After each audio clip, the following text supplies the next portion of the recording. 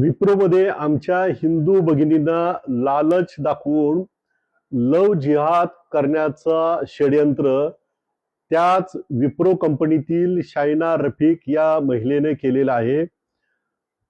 दुबईच्या शेख बरोबर लग्न कर, तुझा संसार तुझा चांगला होईल, अशा पद्धतीनं जे लालच दाखवण्याचा प्रयत्न केलेला आहे, हे आंतरराष्ट्रीय लव जिहादचं षड्यंत्र आहे।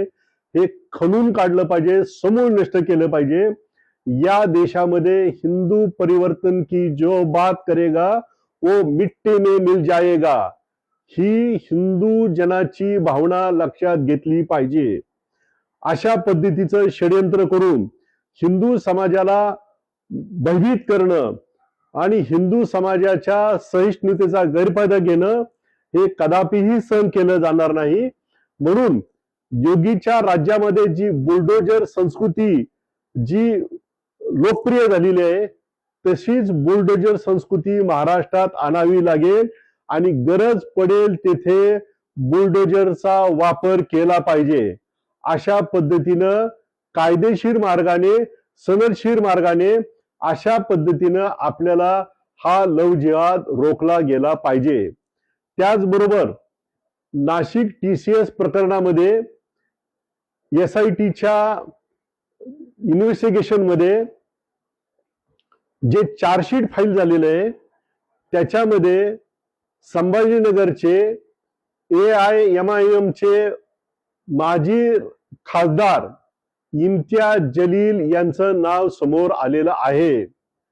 त्यांचं नाव जर पोलीस रेकॉर्डवर आलं असेल तर त्यांना त्वरित अटक केली पाहिजे। त्यांना अटक करून त्यांचे सगळे कॉल रेकॉर्ड तपासून, त्यांचा पासपोर्ट तपासून दूध का दूध पाणी का पाणी केलं पाहिजे। हिंदू मुस्लिम मध्ये तेढ निर्माण करणं, तणाव निर्माण करणं आणि आपली राजकीय पुळी बाजून घेणं हे इम्तियाज जलीलचं काम आहे। संपूर्ण देशामध्ये हिंदू आणि मुस्लिम मध्ये ताणतणाव निर्माण करण्याचं पाप या देशामध्ये AIMIM, OWC आणि त्याच्यानंतर इम्तियाज जलील करीत आहेत आणि म्हणून यामध्ये त्यांच्यावर कडक कारवाई झाली पाहिजे।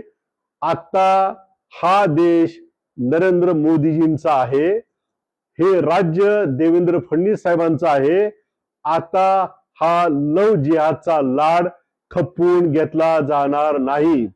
जर यांच्यावर उचित कडक कारवाई झाली नाही तर तमाम हिंदू बांधव एकत्र येऊन इम्तियाज जलीलच्या विरोधामध्ये कडक आंदोलन केल्याशिवाय गप्प बसणार नाही।